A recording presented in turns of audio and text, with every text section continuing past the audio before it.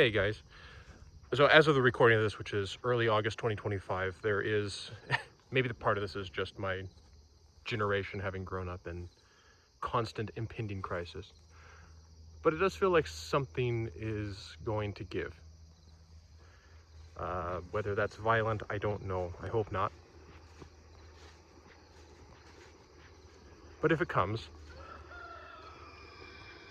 it occurs to me a lot of young guys and older guys don't have a framework for ethical treatment of civilians, let's say. So in some kind of dystopian situation, in some kind of collapse of civilization scenario.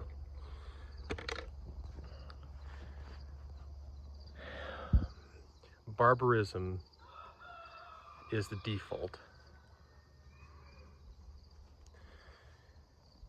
And if I imagine myself in some kind of situation, some kind of breakdown of the norms of society, that is very easy to imagine becoming barbarous. And I don't quite know how to encourage you to not do that.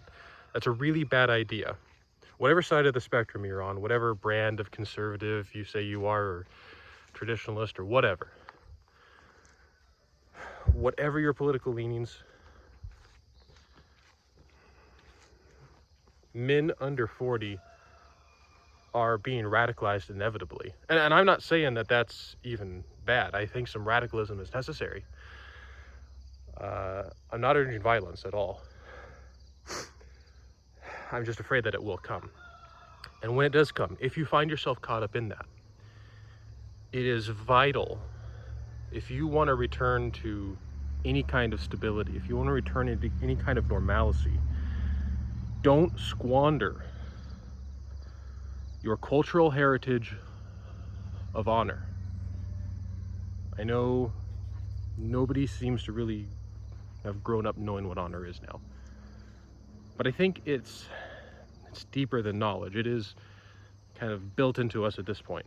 And this isn't just a Western thing either. All cultures that I know of have some honor code. They may differ on the details, but they are broadly compatible, broadly overarching. There are things that you do and don't do to remain honorable. So whatever your cultural heritage, learn more about that and look specifically for the heritage of honor and how you treat non-combatants, how you treat women and children, how you treat men who have women and children. Because I have a real fear that if something should give, and if everything breaks down, and if there are war bands and roving gangs, so many of those are going to be absolutely horrific. Even more so than historical raiders, historical barbarians, because at least 1,000, 2,000 years ago, 3,000 years ago, whatever horrific thing was done, it was still done within a framework of some kind of honor.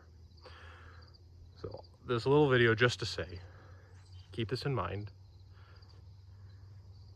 If, and we pray to God it doesn't happen, but if there is some kind of social or societal collapse, you must behave honorably. You must not attack women and children. You must give quarter. You must give mercy. And there's apart from anything religious or ethical or philosophical, there's a very practical reason for this. And that's the cycle of violence. Just look around at how much of the violence, oppression, tyranny we see today comes from individuals, and particularly cultures, who were themselves tyrannized and brutalized. So if you want to actually bring the world back into sanity, if you want to actually bring the world back into some kind of traditional mode of being, just remember honor and restraint, and don't be an animal. All right, that's my thought for this morning. As always, check out the other videos that I've followed. Again, I don't agree with all of them. I don't agree with all or even most of what each of them say, but they each bring something interesting to the table. A lot of my own ideas are formed and shaped, and in some cases come directly from some of the other channels. So check it out. Remember, honor.